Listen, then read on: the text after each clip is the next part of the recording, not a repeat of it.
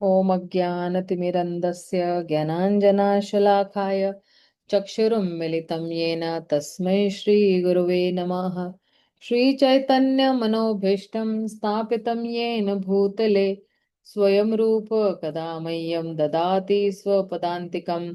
वन्देऽहं श्रीगुरून् श्रीयुतपदकमलं श्रीगुरून् वैष्णवांश्च श्रीरूपं साग्रजाताम् सहगण रघुनाथान्वितं तं सजीवं साद्वैतं सार्वधूतं परिजनासहितं कृष्ण चैतन्य देवं श्रीराधा कृष्णपदान् सहगण ललिता श्रीविशाखान्वितांश्च नमो विष्णुपदाय कृष्णपृष्ठाय भूतले श्रीमते भक्तिवेदांत स्वामिनिति नामिने नमस्ते सरस्वते देवे गौरवाणी प्रचारिणे निर्विशेष शून्यवादी पाश्चात देश तारिणे हे कृष्णा करुणा सिंधु दीनबंधु जगतपते गोपेश गोपिका कांत राधा कांत नमस्तुते तप्त कांचन गौरांगी राधे वृंदावनेश्वरी वृषभानुसुते देवी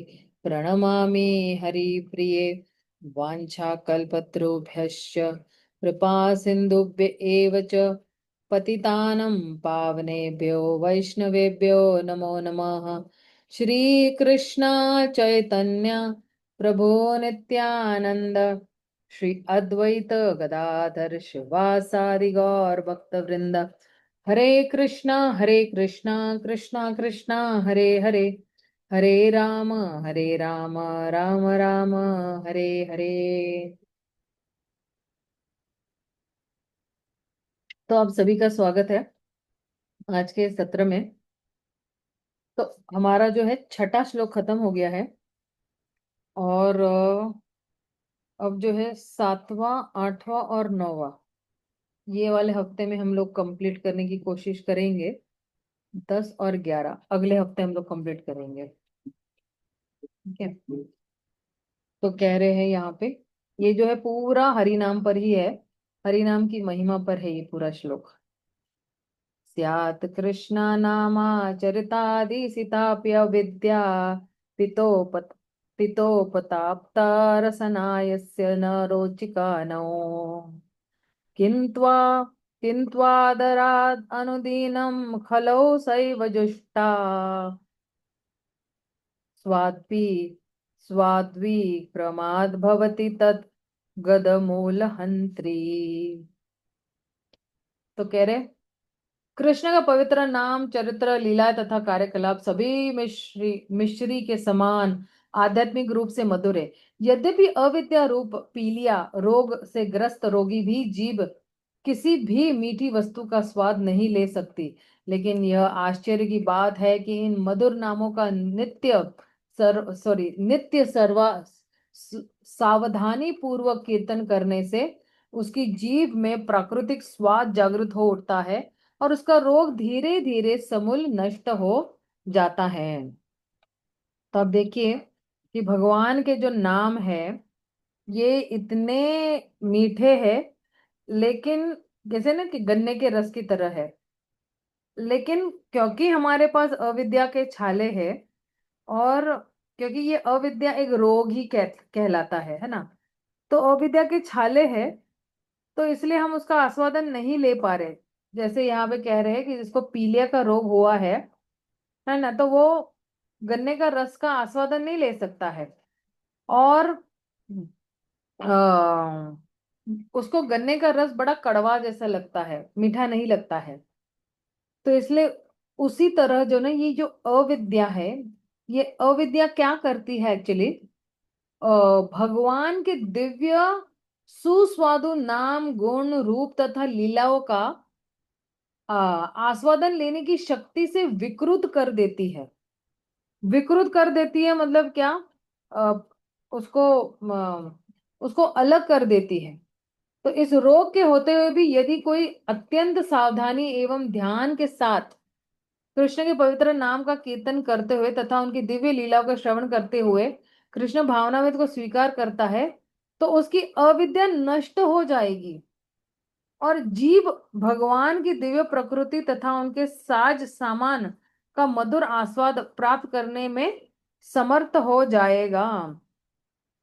मतलब क्या, कि जैसे ही भगवान का नाम लेता है ये व्यक्ति, तो उसका सारा अज्ञानता जो है वो नष्ट हो जाएगा।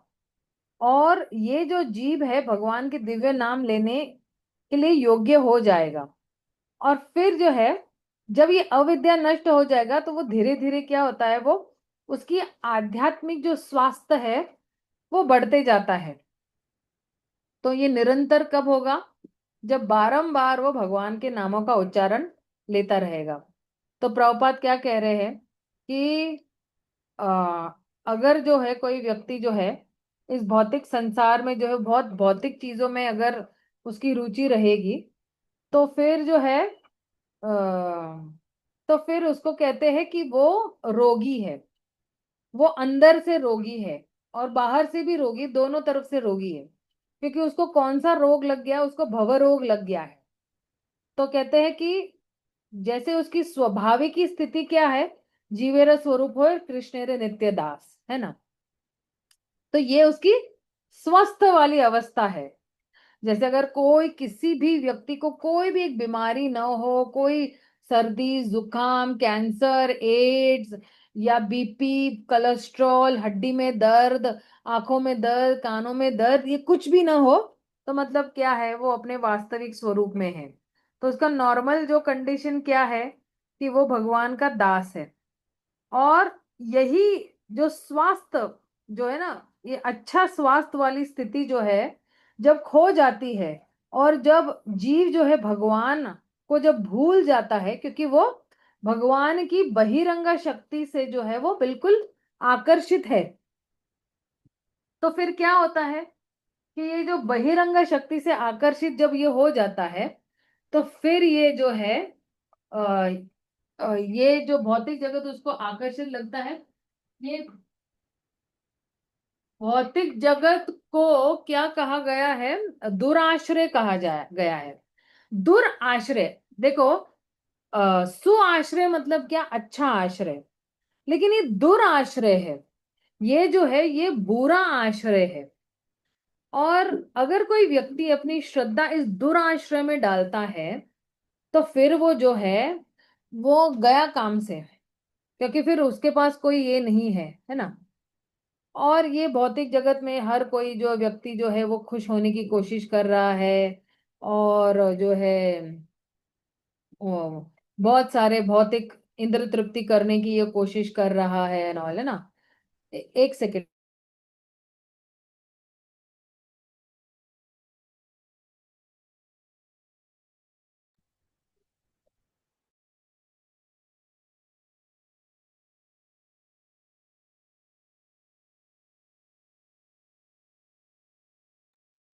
तो ये भौतिक स्थिति इन लोगों की ऐसी है कि कितने सारे भौतिक प्रयास करने के बावजूद भी जो है ये व्यक्ति जो अपनी अज्ञानता के एक्चुअली कारण वो अपनी भूल समझ नहीं पा रहे हैं, कि अरे मैं भौतिक भौतिक जगत में फंसते जा रहा हूँ, अटकते जा रहा हूँ, लटकते जा रहा हूँ, भटकते जा रहा हूँ मैं।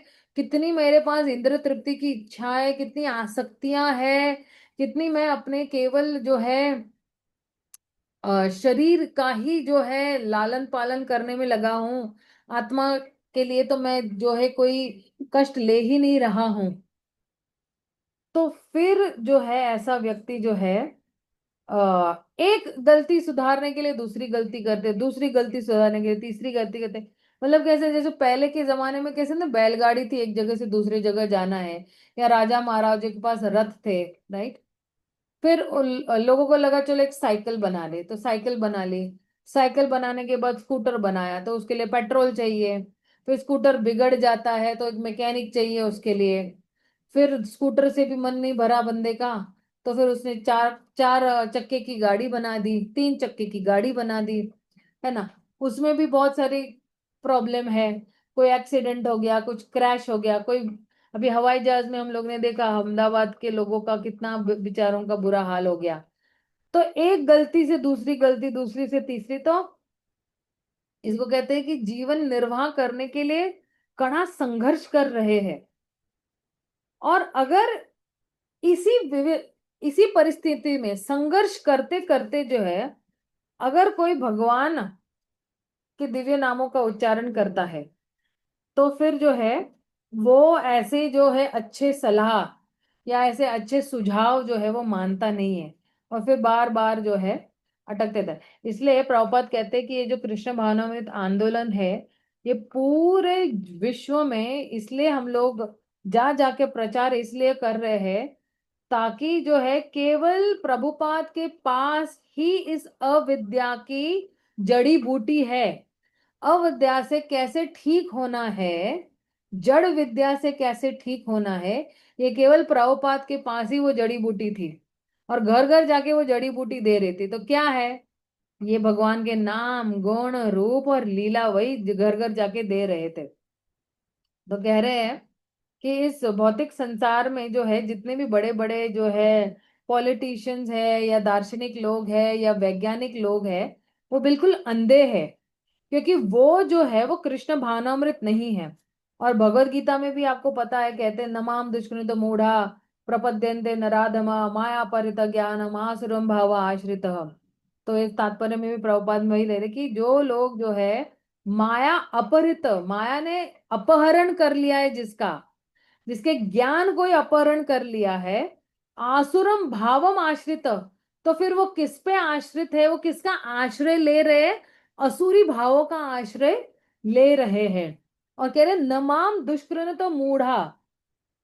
तो ये जो दुष्कृत जो है लोग हैं और मूढ़ लोग हैं, प्रपद्यन्ते नराधमा, तो ये लोग है ना मेरा जो है क्या नहीं लेते हैं, मेरा आश्रय नहीं लेते हैं, या मुझे जो है वो शरणागत नहीं होते हैं। कौन से लोग शरणागत नहीं होते हैं? दुष्कृत मूढ़ लोग जो है, ये भगवान का जो है वो आश्रय नहीं लेते हैं। क्यों आश्रय नहीं लेते हैं? क्योंकि माया ने उनको उनके ज्ञान का अपहरण कर लिया है, और उनके भाव को क्या बना दिया, आसुरी भाव बना दिया। तो ऐसे व्यक्ति जो है भगवान का आश्रय नहीं लेते हैं। और जो लोग भगवान का आश्रय ले रहे हैं, फिर उनको भी टीका टिप्पणी करके जो है, और उनसे भी जो है वो क्या कहते हैं, उनको भी आगे बढ़ने नहीं देते हैं, उनको भी रोकते हैं भगवान का नाम लेने से या भगवान की शरण लेने से। और बिल्कुल विपरीत हो जाते हैं जो लोग भगवान की शरण लेते हैं। तो ऐसे लोगों को क्या कहते हैं, नास्तिकवादी लोग हैं। तो ऐसे नास्तिकवादी लोग अगर समाज में जो है वो नेता बन जाते हैं, तो सारा समाज जो है वो अज्ञानता के सागर में डूब जाता है। और ऐसे ऐसी स्थिति में जो है लोगों को ज्यादा उत्साह नहीं मिलता है ना, कि चलो हम कृष्ण भावनामृत को अपना ले, है ना। जैसे मान लो अगर कोई बीमार व्यक्ति है, उसके पास अगर पीलिया हो गया है, तो उसको गन्ने का रस जो दोगे तो भी उसको मीठा नहीं लगेगा। तो लेकिन अभी देख ना, पीलिया के लिए जो दवाई है वो गन्ने का रस ही है। चाहे वो हंस के पी ले, चाहे वो रो के पी ले, लेकिन जो है पीलिया के लिए गन्ने का रस ही दवाई है। तो उसी तरह जो है, ये जो बिल्कुल ये जो मनुष्य जो है वो बिल्कुल भ्रमित हो गया है, बिल्कुल कंफ्यूज हो गया है, ठीक है ना। तो फिर जो है ये भगवान के नामों का जप जो है अगर करेगा, तो फिर जो है सब उसकी परिस्थिति ठीक हो जाएगी।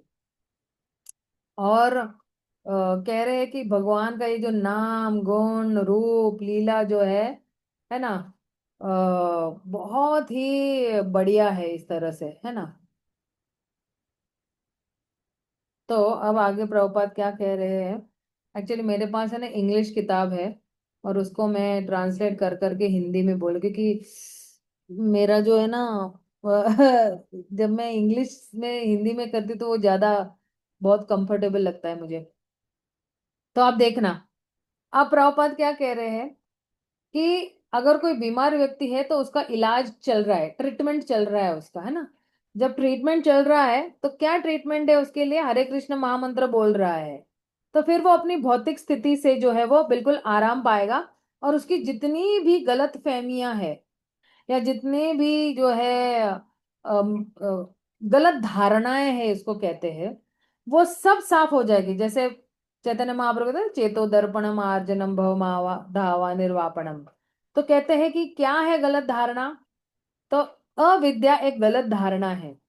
अविद्या अपने खुद की आध्यात्मिक पहचान की एक अलग गलत धारणा है। और उसके अंदर प्रॉब्लम क्या है अविद्या में? उसकी जो नींव है ना, अविद्या की नींव किस पे टिकी हुई है? अहंकार पे टिकी हुई है। और ये अहंकार कहाँ है? आपके हमारे हृदय में है, मतलब जीवात्मा के हृदय में है।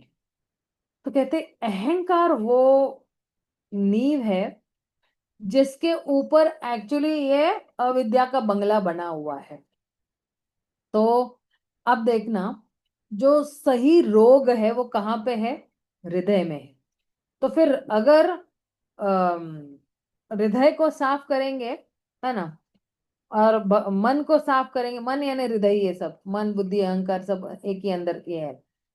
तो फिर बाहर से कुछ भी जो है उसको कोई फर्क नहीं पड़ेगा। जैसे प्रभात कहते हैं कि जब कोई व्यक्ति हरे कृष्ण महामंत्र करता है तो उसके आसपास एक कवच बन जाता है ना।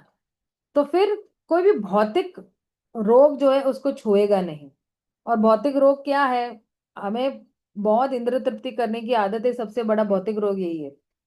तो हमारा जो मन है, हमारा जो हृदय है, सारी गलत फहमियों से जो है, या सारे जो है गलत धारणाओं से जो है वो छुटकारा पाएगा जब हम हरे कृष्ण महामंत्र करेंगे।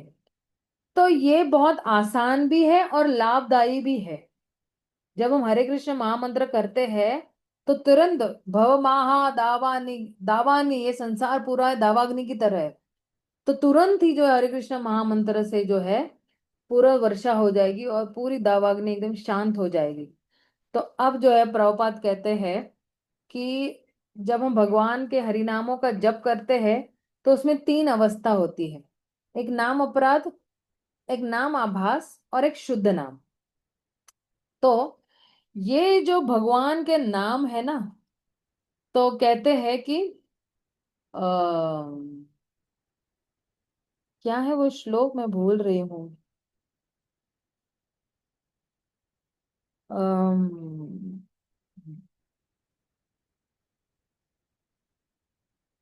चैतन्य रस विग्रह अभिनत्व नाम नामी नाम नित्य मुक्तो पूर्ण शुद्धो।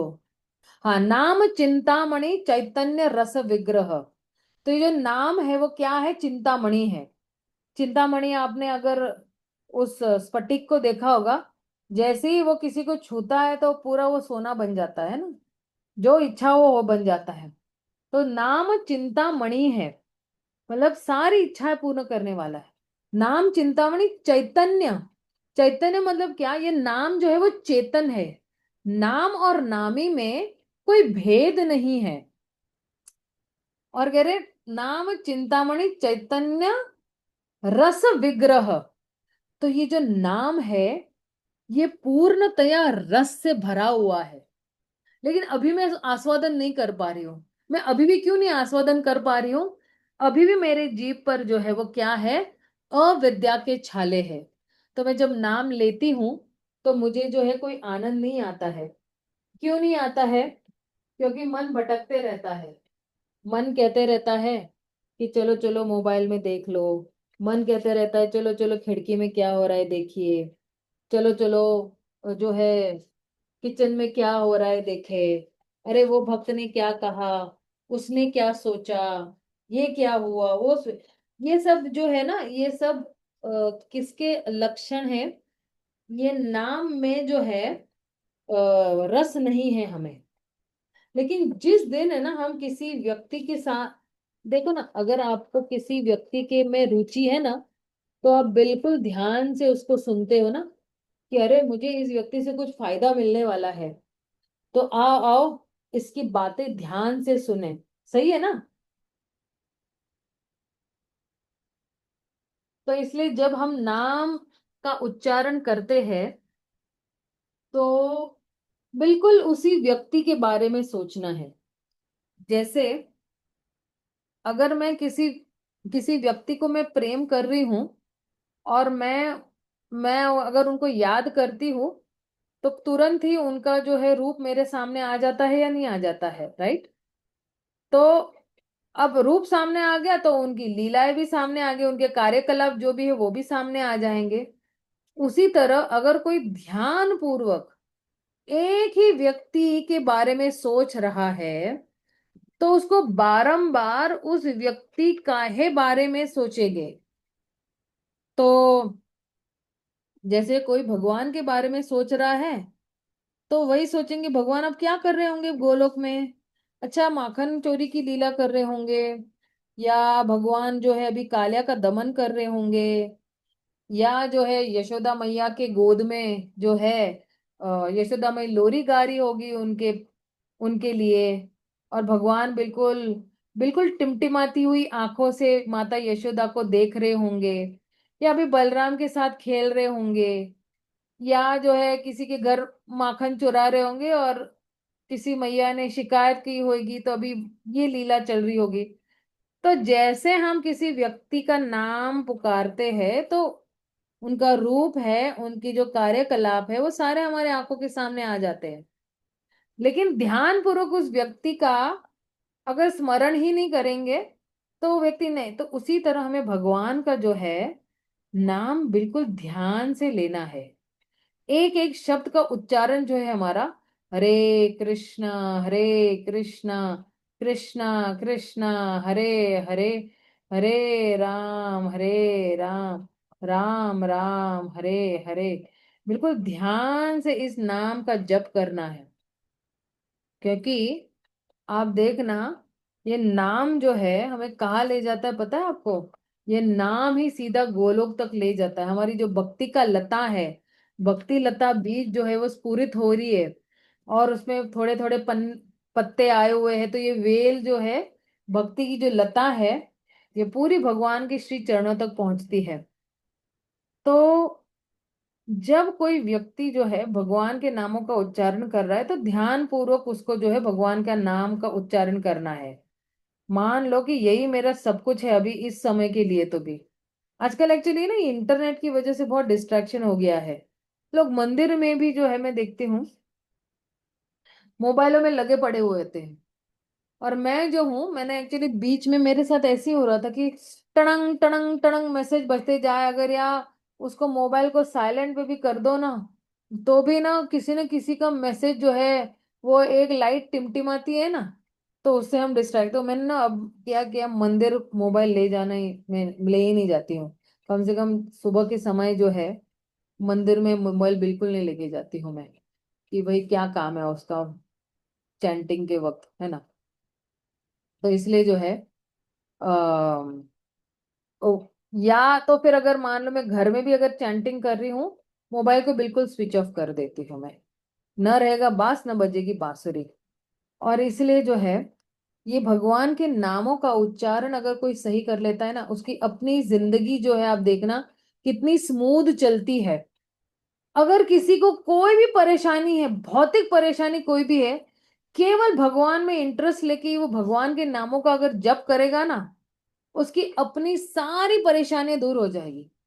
और प्रभुपाद कहते हैं कि अगर कोई अपनी आध्यात्मिक स्थिति ठीक कर लेगा, या आध्यात्मिक या भक्ति लाइफ ठीक कर लेगा, आध्यात्मिक जिंदगी ठीक, अब उसकी भौतिक लाइफ बिल्कुल बिल्कुल स्मूथ जाएगी। वरना क्या होगा, अगर हम आध्यात्मिक लाइफ को ठीक नहीं करेंगे ना, तो हम दुखी के दुखी ही रह जाएंगे। हम इधर से उधर जो पहले की तरफ गोते खा रहे हैं ना, वैसे ही गोते खाते रहेंगे। तो जो व्यक्ति को अपनी भौतिक स्थिति ठीक करनी है, तो उसको पहले क्या स्थिति ठीक करनी है, अपनी आध्यात्मिक स्थिति ठीक करनी है। आध्यात्मिक स्थिति ठीक हो गई, जैसे फाउंडेशन जो है, नींव अच्छी डालोगे तो बंगला अच्छी तरह से खड़ा रहेगा ना। नींव ही डगमगाई हुई है, नींव ही ठीक से डाली नहीं है, तो फिर भक्ति का बंगला कहाँ खड़ा होगा। तो उस तरह से जो है ये जो हरे कृष्ण महामंत्र है, 99.9% जो है हमारी भक्ति जो है वो हमारे हरिनाम पे ही निर्भर है। बाकी ये जितनी भी सेवाएं हैं, चाहे हम मंदिर में जाके बर्तन धो रहे हैं या झाड़ू लगा रहे हैं, या भगवान के लिए फूल हार बना रहे हैं, भगवान के लिए वस्त्र बना रहे हैं या ज्वेलरी बना रहे हैं, या राजभोग बना रहे हैं, या भगवान का श्रृंगार करने के लिए जा रहे हैं, ये मैं अपने आप के लिए भी बता रही हूँ, क्योंकि ये सारी सेवा मैं मंदिर में करती हूँ, तो मुझे अपने आप को समझाना बारंबार बहुत जरूरी हो जाता है। सारी सेवाएं व्यर्थ है अगर हम ध्यान पूर्वक जप नहीं करेंगे तो। क्योंकि ये जो 99.9%, और ये मैं नहीं बोल रही हूँ, श्री रूप गोस्वामी बोल रहे हैं, प्रभुपाद बारंबार बोल रहे हैं कि जो है इतनी महत्वपूर्ण सबसे बड़ी बड़ी सेवा है ये भगवान हरिनाम का जप करना। और सुबह के ब्रह्म मुहूर्त में ही ये जप करना बहुत जरूरी है। मेरे ख्याल से हम लोग ने जब भक्ति रसामृत सिंधु किया था, हम लोग ने ब्रह्म मुहूर्त पे इस पे बहुत चर्चा की थी, आपको अगर याद है तो। ठीक है ना? तो इस पे अभी ब्रह्म मुहूर्त में क्यों? क्योंकि ब्रह्म मुहूर्त में जो है आपका मन जो है वो बिल्कुल टेंशन फ्री रहता है, साफ सुथरा रहता है। क्योंकि हम लोग जस्ट सोकर उठे हैं, माइंड बिल्कुल, मन बिल्कुल पूरा, हमारी जो है शरीर बिल्कुल शांत, और हमारा जो मस्तिष्क बिल्कुल शांत है। फिर हम सोकर उठते हैं तो अच्छी तरह से स्नान करते हैं तो पूरा तमोगुण झड़ जाता है। वातावरण बाहर से भी सतोगुणी है, हमारा हृदय अंदर से भी सतोगुणी है, और शरीर भी सतोगुणी हो गया है। तो ये वाली स्थिति में जो है, सतोगुण की स्थिति में जो है वो व्यक्ति जो है बहुत आसानी से भगवान की भक्ति कर सकता है। हम लोगों ने जो है भगवत गीता में जो है, जब हम 3 गुण कर रहे थे, राइट, तो उसमें भी हम लोग ने क्या किया, सतोगुण क्या है वो, एक सत्य गुणे प्रसिद्धति, क्या है वो श्लोक, एक सेकेंड। हम्म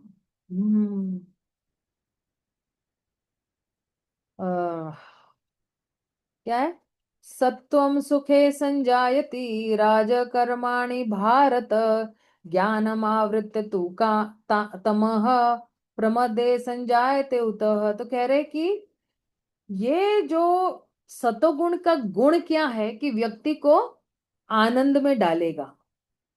और रजोगुण क्या है? रजोगुण बार बार आपको कर्म कर्म फल या कर्मों के फल के लिए भूखा रहना, उसके लिए ललायत करेगा।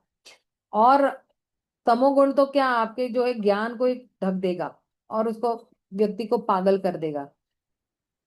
लेकिन कभी कभी जो है सतोगुण बढ़ जाता है, कभी रजोगुण, कभी तमोगुण। लेकिन कह रहे हैं कि जो व्यक्ति अगर सतोगुण तक पहुंच जाता है ना, तो फिर जो है कोई भी उसका जो कार्य है ना, तो ये कार्य से जो है, ये सतोगुण जो है ना वो एक्चुअली निर्मल होता है। और जो है इसका जो फल जो है वो बिल्कुल निर्मल भी होता है।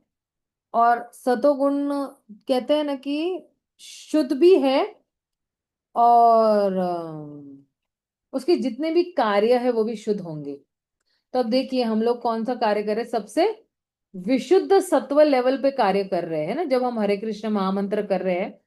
तो ये हरे कृष्ण महामंत्र जो है वो 3 गुणों के दायरे में नहीं आता है। ये 3 गुणों को भेद कर वो शुद्ध सत्व पर हमें पहुंचा रहा है, अगर कोई ध्यान पूर्वक जप कर रहा है तो। कंडीशंस अप्लाई जिसको कहते हैं। तो कह रहे हैं कि जो कुछ भी हम कार्य करते हैं सुबह ब्रह्म मुहूर्त में, तो वो शुद्ध ही रहते हैं। और ये सारे कार्य जो है वो जो है अज्ञानता से भरे नहीं होते हैं, अज्ञानता रहित होते हैं, है ना। इसलिए हम जो है हम आनंद में रहते हैं। लेकिन अगर कोई जो है रजोगुण में कोई कार्य कर रहा है, तो वो बेचारा दुखी का दुखी रहता है। इसलिए जो है आप देखना, जो लोग सतोगुण में है वो पराया क्या करते हैं, ऊर्ध्वम गच्छति सत्वस्थितः। ऊर्ध्वम गच्छति यानी ऊपर के लोकों में जाएंगे। और ऊपर के लोकों में अभी हमको कहाँ जाना है? हमको गोलोक वृंदावन में जाना है। तो फिर सतोगुण में रहेंगे तो और ऊर्ध्वम गच्छति सत्वस्थ जाएंगे, है ना।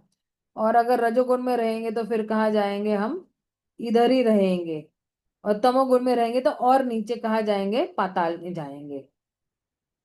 तो इसलिए जो है, अगर कोई देखता है ये सारे जितनी भी क्रियाएं हैं, रजोगुण तमोगुण सतोगुण है ना, तो ये व्यक्ति जो है, अ, भगवान कहते हैं कि अ, भगवान ही सारे करता है इन कार्यों के।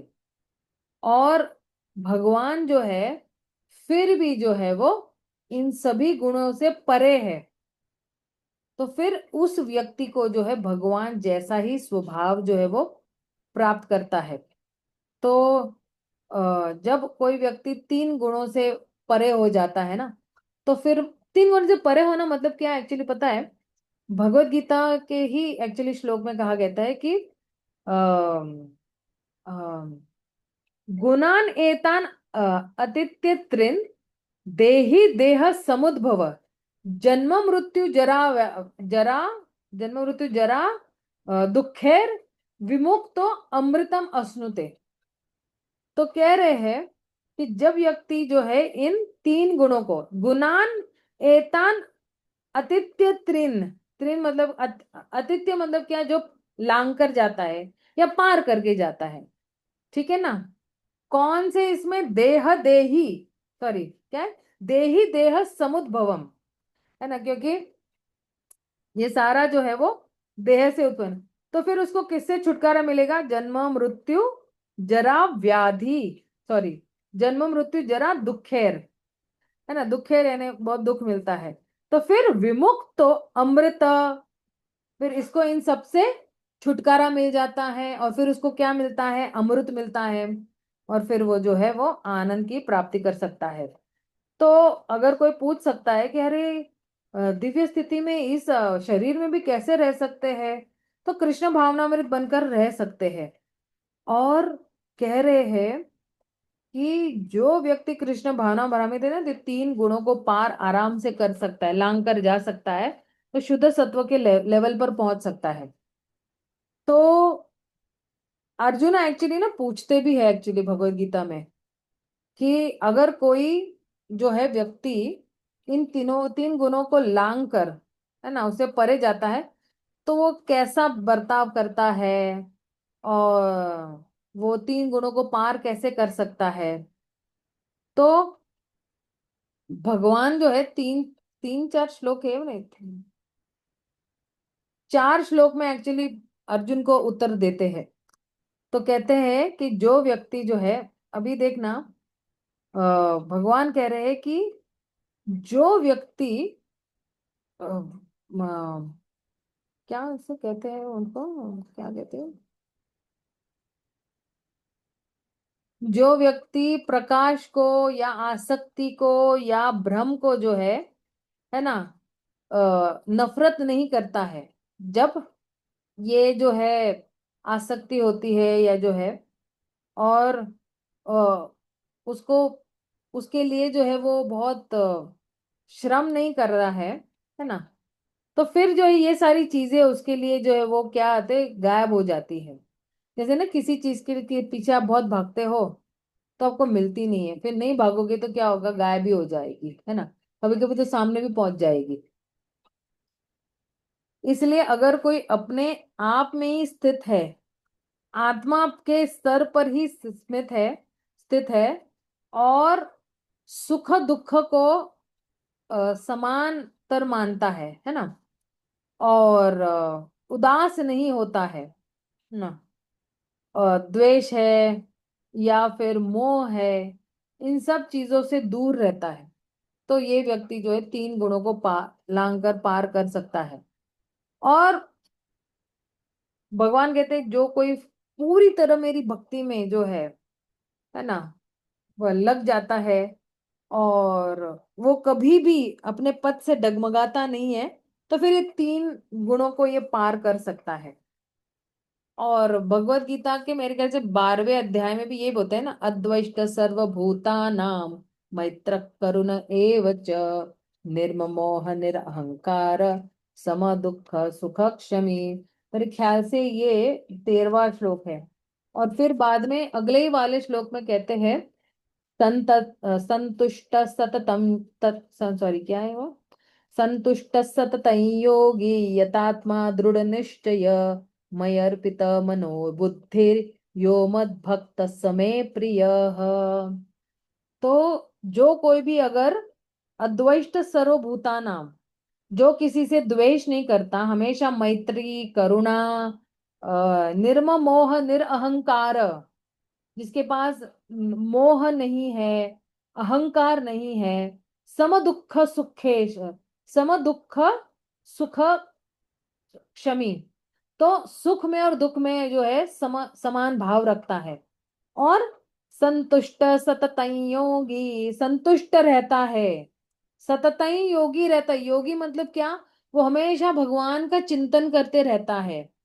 और कैसे चिंतन करता है, यतात्मा दृढ़ निश्चय, दृढ़ निश्चय से जो है वो करता है। और कैसे, निर्ममोह निरअहंकार, निर्ममोह बिना मोह के, निरअहंकार बिना अहंकार के। फिर आ, क्या, मई अर्पिता मनोबुद्धिर, है ना, अपनी सारी बुद्धि जो है मई अर्पिता भगवान के श्री चरणों में अर्पित की है। यो मत भक्त समय प्रिय, ऐसा भक्त जो है वो मुझे बिल्कुल प्रिय है। अब हमें सोचना है कि हमें कैसा भक्त बनना है, राइट, कि हमें जो है भगवान का प्रिय भक्त बनना है। तो ये सारे गुण हैं एक्चुअली, अगर आप देखोगे यहीं से 13वां श्लोक से लेके मेरे ख्याल से 20वां आखिरी श्लोक है ना, तो हर बार जो है पीछे पीछे लगी गया है। जैसे अगले मतलब 15वें श्लोक में भगवान ने, यस्मान्नो द्विजते लोको लोकान्नो द्विजते च य हर्षाम हर्ष हर्षाम हर्ष भयो द्वेगैर मुक्तो यह सच में प्रिय। फिर से, ऐसा व्यक्ति मुझे प्रिय है, अनपेक्ष सुचिर्दक्ष उदासीनो गतव्यत सर्वारंभ परित्यागी यो मद भक्त समे प्रिय। यो न रिष्यति न द्वेष्टि न सोचति न कांक्षति शुभाशुभ परित्यागी भक्ति मान्य समय प्रिय। फिर से प्रिय, समशत्रौ च मित्रे च तथा मानपमानयो शीतोष्ण सुख दुखेषु समसंग विवर्जितः। तो ऐसा व्यक्ति जो है शत्रु को भी अपना मित्र मानता है, मित्र को भी अपना मित्र, मान अपमान में भी समभाव से रहता है। शीतोष्ण सुख दुखेशु, गर्मी हो ठंड हो उसको कोई फर्क नहीं पड़ता है। संग विवर्जित, बुरे संग से दूर रहता है। तुल्य निंदास्तु तिरमौनी, तुल्य निंदा, निंदा में भी, या अगर कोई उनकी तारीफ करता है, संतुष्टो ये न के नचेत, है ना, तो संतुष्ट रहता है। अनिकेत स्थिर स्थिर मतिर, तो उसकी स्थिर मतिर जो है निंदा में भी स्थिर रहती है, स्तुति में भी स्थिर रहती है, संतुष्ट रहती है। तो क्या, अनिकेत स्थिर मतिर भक्ति मान में प्रियो नरः, भगवान कह रहे ऐसा नर जो है वो मुझे प्रिय है। और फिर लास्ट लोग क्या कह रहे हैं, मेरे ख्याल से इसमें क्या है, ये तो धर्म्यामृतमिदं यथोक्त पर्युपासते श्रद्धाना मत परमा भक्तोस्तेतीव में प्रिय। तो ऐसा भक्त जो है वो मुझे प्रिय है। अब ये 12वां अगर आप अध्याय पढ़ लोगे ना, ये भक्ति योग का जो है, इतना बढ़िया है कि पूरा हमारा जो हम लोग हरे कृष्ण महामंत्र कर रहे हैं, तो ये किसके लिए कर रहे हैं हम लोग, ये भगवान को प्रसन्न करने के लिए तो कर रहे हैं हम ये सारा कुछ, राइट। तो अगर हम वही एक एक कार्य है पूरे दिन में, वही ढंग का कर लेंगे, पूरा दिन अच्छा जाएगा। तो वो है हरे कृष्ण महामंत्र का जप जो है वो अच्छी तरह से करना है। तो बढ़िया तरीके से करेंगे तो पूरा दिन अच्छा जाएगा और पूरी जिंदगी अच्छी जाएगी, राइट। तो फिर जो है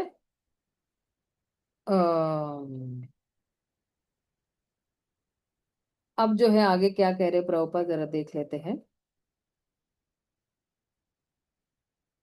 तो ये जो है तीन अवस्था जो है हरे कृष्ण महामंत्र के, एक तो नाम अपराध। तो नाम अपराधों से ध्यान पूर्वक जप करके बचा जा सकता है। तो जब हम नाम अपराध के स्तर को लांग लेंगे और आगे बढ़ेंगे, तो फिर वहां पे जो है नाम आभास होगा। आभास यानी आपको लगेगा कि हाँ भगवान हरि नाम है, भगवान है, और जो है भगवान मुझे सुन रहे हैं, ये सारे साक्षात्कार भगवान के होते हैं। और फिर शुद्ध नाम में तो कैसा होता है, आप देखना। इसका उदाहरण जो है आचार्यगण ऐसे दे रहे हैं कि अगर कोई एक मैला आईना है और उसमें बहुत धूल जमी हुई है, तो निरंतर हम लोग जो हरे कृष्ण महामंत्र चेतो दर्पण मार्जनम है ना, चैतन्य महाप्रभु यही बता रहे हैं। तो मेरे दर्पण के ऊपर जो है वो मार्जनम कर रही हूँ, मतलब साफ करना। तो फिर क्या होता है, जैसे जैसे नाम अपराध और नाम आभास करते करते वो पूरा आईना यानी मेरा मन साफ हो जाता है। तो शुद्ध नाम के स्तर पर मैं पहुंच जाती हूँ, जहां पे मैं अपने आप को भी देख पा रही कि मैं कौन हूं, और मैं भगवान को भी देख पा रही, उनकी स्थिति को भी देख पा रही हूँ। तो मुझे आ, शुद्ध नाम के स्तर पर पता है कि ये परम भगवान पुरुषोत्तम श्री कृष्ण है। मेरा इनके साथ एक शाश्वत संबंध है। मैं इनकी दासी हूं, और मैं जो हूं आज जीवन उनकी दासी हूं, जीवेरे स्वरूप नित्य कृष्ण दास। ये जो साक्षात्कार है, ये शुद्ध नाम जब हम उच्चारण करते हैं, या शुद्ध नाम के स्तर पर जब हम पहुंच जाते हैं, तब ये साक्षात्कार होता है हमारे साथ। तो इसलिए जो है ये कहते हैं ना कि ये ध्यान पूर्वक जप करना सबसे इंपॉर्टेंट काम है हमारी लाइफ में। तो प्रभुपाद कहते हैं, निष्कर्ष एक्चुअली यही है, प्रभुपाद यही कह रहे हैं कि अगर हमें इस भव रोग से जो है छुटकारा पाना है, तो हमें जो है हरे कृष्ण महामंत्र करना ही करना है। और जो है जहाँ पे हम जो है श्रद्धा के साथ जो है जितना जितना हम भगवान के नामों का उच्चारण करेंगे, उतनी उतनी हमारी श्रद्धा भगवान के प्रति बढ़ती जाएगी। और जो है इसलिए प्रभुपाद कहते हैं ना कि ये संकीर्तन आंदोलन हर जगह फैलना चाहिए। अभी देखिए जन्माष्टमी आएगी, भद्र पूर्णिमा आएगी, तो दो प्रकार के संकीर्तन है। एक तो आप है ना ढोल मंजीरे बजा के आप जो है लोगों को हरि नाम करवाओ। और दूसरा संकीर्तन यही है कि जो है भगवत गीता, भागवतम, चैतन्य चरितामृत, ये सारे ग्रंथ का वितरण कर कीजिए। दो संकीर्तन है, इसलिए बोलते हैं हम संकीर्तन पे जा रहे हैं। संकीर्तन पे जाना मतलब क्या, नाचेंगे गाएंगे ढोल बजाएंगे, उसके साथ साथ किताब वितरण भी करते रहेंगे, एक साथ दो कार्य भी करते रहेंगे, तो उसको संकीर्तन कहते हैं। तो प्रभुपाद ने बहुत सारी संकीर्तन पार्टी अपने समय में बनाई थी, और जहां जहां भी बिल्कुल अज्ञानता फैला हुआ है, वहां वहां हरे कृष्ण महामंत्र पहुंचाकर, किताबें पहुंचाकर कितने लोगों को आकर्षित किया। और जो है कई कई जगह में तो प्रभुपाद को केवल एक बार सुनते ही दूसरे दिन व्यक्ति जो है, ऑफ कोर्स ये लोग पिछले जन्म के भक्त होंगे तो इसलिए ऐसे है, आज प्रभुपाद का लेक्चर सुना है, कल मंदिर में भर्ती होके उसने अपना मुंडन भी करा लिया है, सिर्फ शिखा रखी हुई है, साफ सुथरे कपड़े धोती कुर्ता में मुंडन कराया, मंदिर में भर्ती हो गए, और बिल्कुल अभी तक हरे कृष्णा हरे राम करते रह रहे हैं। तो आप देखना कि ये कैसे, अगर कोई किसी की तीव्र इच्छा है, तो कोई अगर कोई नकल भी कर रहा है ना, तो उसका भी भला हो रहा है ना। तो कोई नकल कर रहा है तो धीरे धीरे किसी को रुचि भी आ जाती है ना, और उनकी दीक्षा भी हो जाती है, और गुरु के प्रति पूरा समर्पित भाव हो जाते हैं।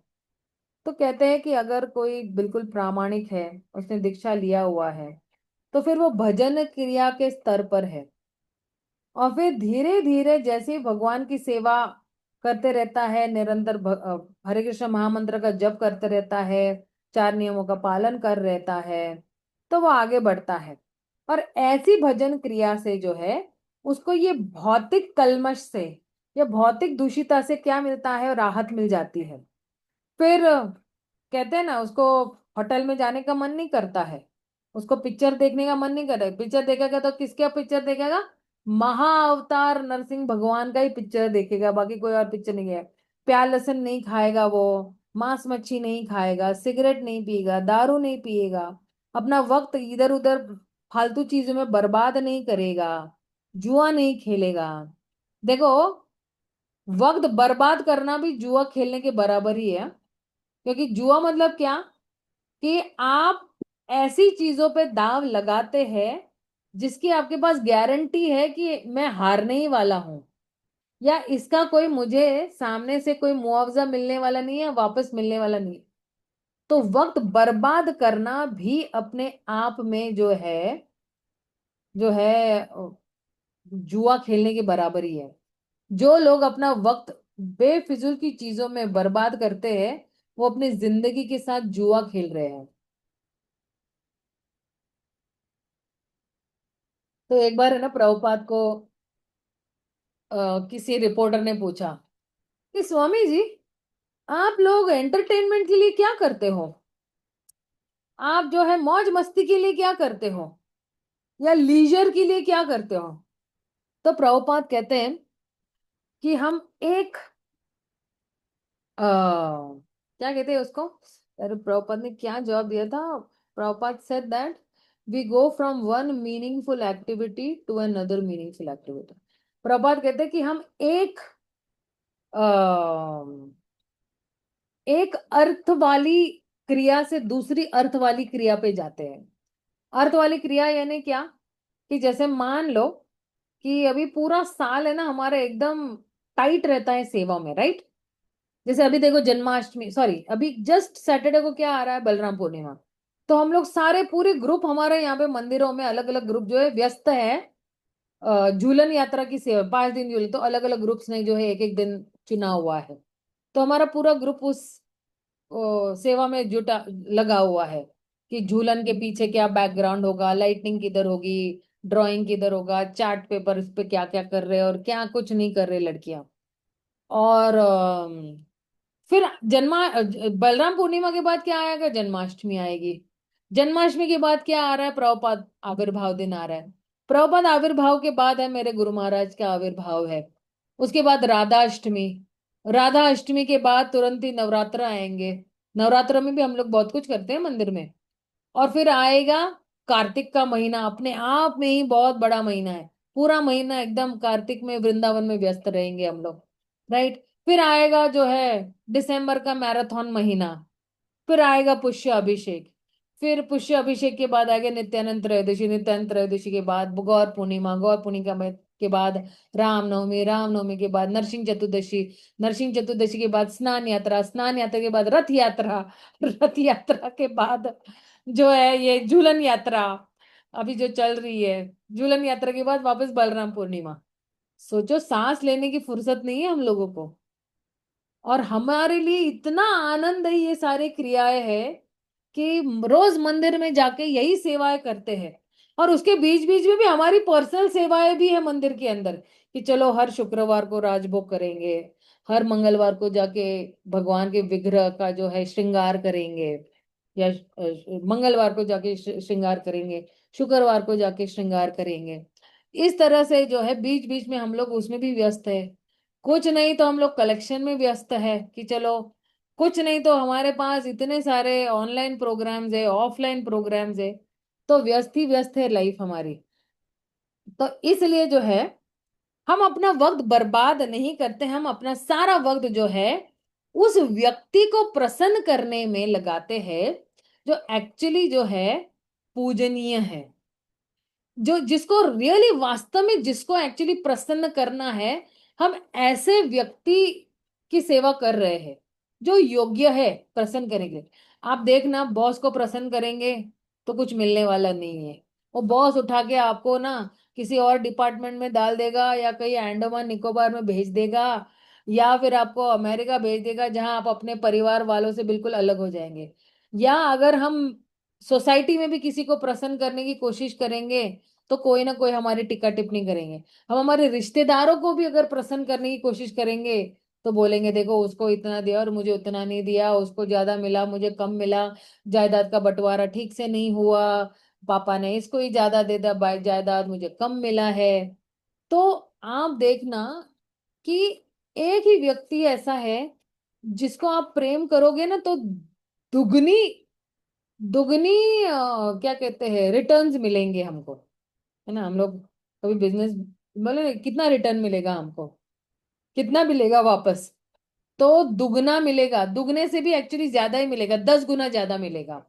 भगवान को हम 1% प्रेम करेंगे, भगवान हमें 10% प्रेम करेंगे, 10 गुना ज्यादा। राइट। और फिर ये होड़ा होड़ी भक्त और भगवान के बीच में चलते रहती है। तो सोचिए, अरे बाप रे, आज तक तो है मुझे किसी ने इतना प्रेम नहीं किया, न मेरी माँ, न मेरे पापा, न मेरे बच्चे, न मेरी बीवी, न मेरे पति, न मेरे सास ससुर, न मेरे चाचा चाची, मामा मामी, मौसा मौसी, फूफा फूफी, नाना नानी, किसी ने भी नहीं इतना प्रेम किया जितना भगवान मुझे प्रेम कर रहे हैं। तो एक ही वो व्यक्ति है जो वास्तव में, अच्छा इसका मतलब ये नहीं इन सबसे हम लोग ना रिश्ते कट कर देंगे, कल कल आके आपके सारे रिश्तेदार मुझे डंडे मारेंगे कि आपने क्या पढ़ा दिया कि इन्हें सब। नहीं, हमें निभाने हैं क्योंकि हम एक समाज में रह रहे हैं, लेकिन कितना डिस्टेंस रखना है हमें उतना हमें पता चले कि लक्ष्य जो है भगवान पे है, श्री चरणों पर है। बाकी हम अपनी जिम्मेदारियां निभाते रहे, अपने बच्चों के प्रति जो है, अपने बीवी के प्रति, पति के प्रति, सास ससुर के प्रति, या भाई बहनों के प्रति, या जो है हमारे जितने भी रिश्तेदार हैं उनके प्रति हम जिम्मेदारियां निभाते रहे। जिम्मेदारियों से हमें मुकरना नहीं है, भगवत गीता में यही कह रहे, कोई अगर अपनी जिम्मेदारी से मुकरता है तो वास्तव में एक्चुअली जो है अपना कर्म सही से ठीक से नहीं कर रहा है। अब जो है कह रहे हैं कि जब भजन क्रिया अच्छी होती है और ये जो 4 नियमों का हम लोग पालन करते हैं ना अच्छी तरह से, तो व्यक्ति धीरे धीरे अनर्थों की निवृत्ति से अनर्थ निवृत्ति हो जाती है। निवृत्त होना यानी मुक्त होना। तो अनर्थ मतलब क्या कि जो चीज जरूरी नहीं है ना। क्या हमारे जीवन में काम क्रोध मद मोह लोभ मत्सर जरूरी है? नहीं जरूरी है, बिल्कुल नहीं जरूरी है। इनका नहीं इस्तेमाल करे तो अच्छा है। राइट। और अनर्थ कब गायब हो जाते हैं? जब हम भगवान से आसक्त हो जाते हैं तब, है ना। और जब हम इस आंदोलन से आसक्त हो जाते हैं तब अनर्थ जो है वो निकल जाते हैं, क्योंकि हमारी सोच भी चौड़ी हो जाती है ना। तो इसलिए जो है अगर कोई व्यक्ति जो है अनर्थों से मुक्त हो जाता है और वो बिल्कुल अडिंग रह जाता है इस कृष्ण भावनामृत मार्ग में, तो फिर जो है वो बिल्कुल भाव के स्तर पर पहुंच जाता है। और भाव के स्तर पर उसका जो अ, सोया हुआ जो प्रेम है भगवान के लिए वो पुनः जागृत हो जाता है। और वो बिल्कुल जो है सारे भौतिक चीजों से उसका जो है रुचि खत्म हो जाती है। और उसको अगर भौतिक ऐश्वर्य है या भौतिक ज्ञान है या भौतिक कोई भी आकर्षण है उससे पूरा मुक्ति मिल जाती है। इसलिए वो समझ सकता है इस स्तर पर, इस स्थिति में वो समझ सकता है कि भगवान कौन है और भगवान की माया शक्ति कौन है और मैं कौन हूं, हम तीनों में क्या संबंध है, वो समझ सकता है। माया देखो, माया हर जगह पे है, माया मौजूद है, लेकिन माया जो है भक्त को जो है वो विचलित नहीं कर सकती है। जब वो भाव के स्तर पर अगर पहुंचेगा भक्त, तो माया उसको छू नहीं सकती। क्यों? क्योंकि अब वो अपनी वास्तविक स्थिति को देख पा रहा है, माया भी कौन है उसको पता है, भगवान भी कौन है उसको पता है। माया मतलब क्या? भगवान को भूल जाना, है ना। भगवान को जब हम भूल जाते हैं तो जो है क्या होता है, क्योंकि कैसे है, भगवान को भूल जाना, है ना, और भगवान को याद करना, दोनों कैसे है ना, एक धूप छाव की तरह ही है। राइट। लेकिन अगर कोई छाव में रहेगा तो फिर उसको जो है अम, जितनी भी धूप वाली जो साइड है उसकी कोई इतनी ज्यादा लाभ नहीं मिलेगा। और इसलिए जो है अगर कोई प्रकाश में रहेगा या धूप में रहेगा, तो फिर वो जो है वो उसको जो है छाव उसको इतना तंग नहीं करेगी।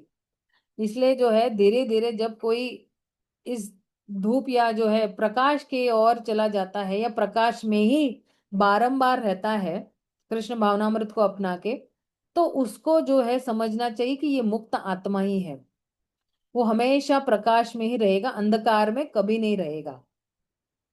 और अंधकार उसको छुएगा भी नहीं, उसको भी अंधकार को छूने की जरूरत नहीं। प्रभुपाद यहीं पे कह रहे हैं ना, कृष्ण सूर्य सम माया है अंधकार, यहाँ कृष्ण तान नाही माया अधिकार। तो भगवान की तुलना किससे की गई है? सूर्य प्रकाश की तरह की गई है। माया की तुलना जो है वो किससे की तुलना की गई है? अंधकार से की गई है। और जहां पे भगवान सूर्य समान है वहां पे अंधकार नहीं है। और अगर कोई जैसे ही कृष्ण भावनामृत को अपनाता है, तो तुरंत ही उसके जीवन में जो कुछ भी अंधकार है वो एकदम गायब हो जाता है। अभी एक प्रश्न ऐसे भी आ सकता है कि भाई माता जी, हम तो इतने सालों से भक्ति कर रहे हैं, माला भी कर रहे हैं, ठीक ठाक कर ही रहे हैं हम लोग, फिर भी जो है ये हमारे जीवन से ये दुख क्यों नहीं जाते हैं? ये दुख बारंबार क्यों आते रहते हैं? है ना, कभी कभी हम अपने लोगों से मिलते हैं, बिछड़ते हैं। कभी जो है हमें पैसा मिलता है, नहीं मिलता है, नौकरी मिलती है, नहीं मिलती है, लड़की मिलती है, नहीं मिलती है, लड़का मिलता है, नहीं मिलता है। ये द्वंद में ही रहते हैं ना हम लोग। कभी खुशी कभी गम, टररम पम पम। क्यों ऐसा है हमारे साथ? राइट। तो फिर कहने का मतलब यही है कि क्योंकि हम ही जो है अपनी आध्यात्मिक जीवन में जो है वो गंभीर नहीं है, इसलिए ये सारे दुख आते हैं हमारे पास। अगर हम अपनी आध्यात्मिक जीवन में गंभीर हो जाएंगे, जैसा जैसा प्रभुपाद कहते हैं वैसा वैसा अगर हम करते जाएंगे, तो अब देखना, अगर आपने अपना सुबह का समय संभाल लिया है, तो ये सारा जो है ना, कभी खुशी कभी गम कभी नहीं होगा। आप हमेशा खुशी खुशी में ही रहोगे, गम नहीं आएगा आपके पास। गम आएगा तो भी तत्तेनुकंपा सुसुम्य क्षमाना समझ कर जो है वो सहन कर लेंगे, समझेंगे कि भाई पिछले जन्मों का कुछ है। और ये और गम आएगा तो भी आपको लगेगा चलो भगवान का और नाम ले लेता हूं मैं, 16 माला क्यों करूं, मैं 20 माला कर लेता हूँ, 20 क्यों, मैं 25 माला कर लेता हूँ। तो यही जो है स्थिति आ जाएगी कि हर चीज को आप जो है वो सकारात्मक दृष्टिकोण से देखेंगे, और हर चीज को आप जो है वो बिल्कुल चौड़ी दृष्टिकोण से देखने की कोशिश करोगे। शास्त्र चक्षु के अंतर्गत जो है आप देखने की कोशिश करोगे, आप हर स्थिति को कि अच्छा ये परिस्थिति मेरे घर में अभी आ गई, अब मैं क्या करूं? चलो भगवान का और नाम लूंगा मैं, या लूंगी मैं, और भगवान के और निकट जाने का मन करेगा मुझे। और चलो अभी कोई सब कुछ हताश हो गया हूं मैं, अब तो कम से कम मैं भगवान का नाम ले लूं, भगवत गीता पढ़ लूं, भागवतम पढ़ लूं, शास्त्रों का अध्ययन कर लूं, भक्तों का संग ले लूं, है ना। तो इसलिए जो है फिर हम जो है हमें भक्ति करने का मन भी करेगा, हम भक्ति करेंगे भी अच्छी तरह से। और हम अपने लाइफ में जो है देखेंगे कि कितना बदलाव आएगा हमारे लाइफ में, भयंकर बदलाव आएगा। आप जो है ये 21 डे चैलेंज ले लेना, 21 दिन का आप चैलेंज ले लो। आप देखना कितना आप में बदलाव आ जाएगा, कितना आपको अच्छा लगेगा।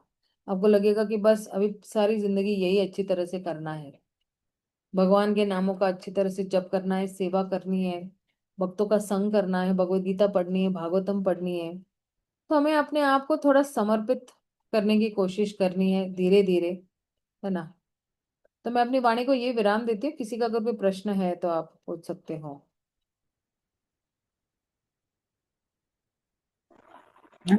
हरे कृष्ण माता जी, वो प्रश्नोत्तर भेज दीजिए। वो श्लोक कौन से याद करने हैं लोगों को? ओ अच्छा अच्छा अच्छा, प्रश्नोत्तर नहीं भेजे मैंने। हाँ, वो हमें मिले नहीं है, उसमें है नहीं है। एक सेकंड एक सेकंड, शायद मैंने किस पे भेजा था मेरे ख्याल से। नहीं मैंने भेजे नहीं है क्या प्रश्न उत्तर? सॉरी, प्रश्न, प्रश्न उत्तर तो नहीं भेजूंगी मैं, लेकिन नहीं, प्रश्न वही क्वेश्चन मतलब। तो एक वो मुझे मिल नहीं रहे हैं, मुझे पीडीएफ हमें मिल नहीं पा रहे हैं। यहाँ कोई रहता नहीं है तो मुझे पता नहीं है। व्हाट्सएप पे भेज दीजिए तो आप जरा। व्हाट्सएप। आप कहाँ रहते हो? हम इटावा में हैं, हम रेखा माता जी बोल रहे हैं। नहीं नहीं, वो तो मुझे पता है कि आप रेखा माता जी बोल रहे हैं, मतलब यहाँ कोई है नहीं, मतलब मुझे कुछ समझ। मतलब हमारे घर में कोई नहीं है, हम ज्यादा इसमें मोबाइल में हाँ, अच्छा जानकारी अच्छा नहीं अच्छा है। अच्छा अच्छा अच्छा, आपको वो मोबाइल सब ऑपरेट करना नहीं आता है। हाँ ठीक हाँ। ठीक है ठीक है। और जो वो श्लोक है ना, चार आपने बताए थे याद करने के लिए। तो शुरू के ही चार है ना, स्टार्टिंग के। हाँ, शुरू के ही चार है। अच्छा अच्छा। शुरू के ही मतलब ये चार क्या है माता जी। क्या बोलते हैं? सोए। ठीक है ये ना? धन्यवाद है। सोए। ठीक है। माता जी। हरे कृष्णा माता जी। हाँ, बोलिए माता जी। आ, ये अभी आप कौन सा श्लोक एक्सप्लेन किया आपने? सातवां सातवां माता जी। अच्छा, 7वें तक पहुंच गए हम लोग। हम्म। माता जी, हम लोग रोज एक श्लोक कवर कर रहे हैं। ठीक है ठीक है। तो अच्छा, क्वेश्चंस मुझे भी माता जी, वो जैसे मम्मी ने बोला ना, पेज क्वेश्चंस मेरे को भी 96 मतलब। पे है माता जी, आपके पास हैंडबुक होगा, पेज 96 पे है वो सारे क्वेश्चंस। मैं वैसे ग्रुप में डाल रही हूँ सारे क्वेश्चंस, अब देख लीजिएगा उसी में से, है ना? इसमें कुछ ओपन बुक नहीं हाँ। है ना माता जी, है सारे? ना? है ओपन बुक भी है, मैं बेचती हूँ आपको सभी को। अच्छा, और एग्जाम मोस्ट प्रोबेबली कब होएगा? ये होगा मेरे ख्याल से जन्माष्टमी के बाद ही होगा, सितंबर में होगा। ठीक है माता जी। तो बहुत समय है हमारे पास, पूरा एक महीना है हमारे पास। हम्म। अभी ओके। देखो 34 क्वेश्चन है, आप डिवाइड कर लो, दिन के हिसाब से भी डिवाइड कर लो। रोज दो दो क्वेश्चन के आंसर्स भी ढूंढोगे और उसको याद करोगे, एक महीने में याद हो जाएंगे। जी। है ना? तो ठीक है, मैं ये भेज देती हूँ एक्चुअली, जिन लोगों को नहीं पता है। और मैंने ख्याल से मैंने कुछ डिक्लेयर भी किया था उस टाइम पे। हरे कृष्णा माता जी। हाँ माता जी, प्रणाम। बोलिए। माता जी, आपने दो क्वेश्चन, लॉन्ग क्वेश्चन जो है ना, फुल ओपन बुक का वो भेजा था आपने, और क्लोज बुक का बोला था पीडीएफ से देख लेने के लिए। अच्छा, लॉन्ग बुक, अच्छा वो मुझे मैसेज में देखना पड़ेगा कि मैंने क्या हाँ, भेजा था। आपने दो क्वेश्चन भेजे माता जी। जी माता हाँ जी, दो। ओपन बुक वो तो भेज। तो व्हाट्सएप। हाँ वो तो मिल गए, दो लॉन्ग क्वेश्चन है ना, वो तो हमने लिख भी हाँ हाँ, लिए। तो निबंध, वो हाँ जो निबंध। शॉर्ट वाले हैं ना। हाँ। अच्छा अच्छा, वो उसका शायद मैंने नहीं भेजा होगा। वो माता जी पीडीएफ में है ना, जो हमारे पास है, माता जी खोल नहीं पा रही होंगी। नहीं नहीं, वो पीडीएफ ही उनको व्हाट्सएप पे नहीं मिल रहा है ना, एक्चुअली उनको जी। कैसे है ना, जो लोग ये ना जो मोबाइल ज्यादा इस्तेमाल उसमें नहीं करते ना, तो उनको वो कठिनाइयां आ जाती है। जी माता जी। हम्म। इसलिए फिर जो है ये क्या है, 96 पेज पे है ना? हाँ माता जी, मैं भेज दूंगी, मैं ना उसका इमेज निकाल के भेज देती हूँ। आप जरा, हाँ प्लीज मम्मी को भेज दो ना जरा। हाँ हाँ, मैं भेज देती हूँ, सॉरी मैं भेजती और हूँ, वो हाँ। उपमाएं भी भेज दो जरा उनको, ठीक है ना? हाँ मैं बिल्कुल, हाँ मैं भेज देती उपमाएं हूँ। निबंध जो भी है ना, आपने देखा हुआ है। ये देखो, ये हाँ हाँ। उपमाएं है ना, ये चार उपमाएं हैं, पेज नंबर 98 पे। ये सारी याद करनी है, सभी आने वाली है उपमाएं। ठीक है माता जी, हाँ मैं भेजती हूँ। ओके ओके, ठीक है। ओके। हरे कृष्णा। शिला प्रभुपाद की जय, गौर भक्त वृंद की जय। हम लोग कल मिलेंगे, ठीक है ना? हरे हरे कृष्णा। प्रणाम माता जी।